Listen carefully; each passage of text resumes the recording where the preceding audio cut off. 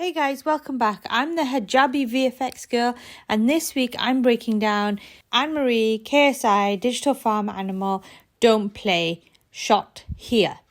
When I originally started this, there was a few videos out that didn't really have that many effects. And then as soon as I started editing this, all these videos came out and Selena Gomez's video came and I wanted to do that. And now, because I've done this tutorial, I can't do that tutorial because I just don't have the time.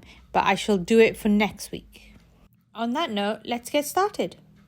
In After Effects, we're going to drag and drop two video clips, one of the image behind and one of the image of the person, which we're going to reveal.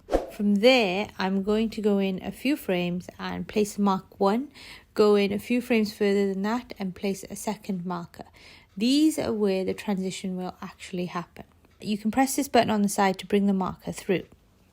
You'll then need to mask out the eye of the person you want to zoom out in. Make sure this tracks to the eye and feather this out a tiny bit. I'm going to turn on the motion blur here and here to make sure it's activated to give the mask some natural camera blur. Now this effect really works well in 3D space, so right clicking and bringing in a camera. I'm going with 35mm and hitting OK. Then we need to turn on both video layers into 3D space by clicking on this cube icon here. I'm going to change my view to 4-view so I can actually see where the camera is in 3D space. The first thing I'll need to do is make sure the image behind is bigger and behind the image of the person. This is simple. I just need to move it behind in Z space and increase the size when it's in shot.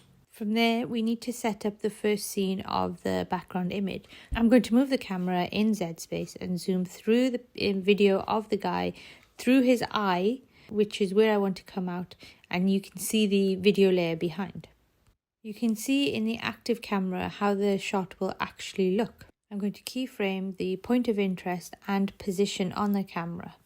Once you have that, I'm going to keyframe the position of the camera and move to marker 2.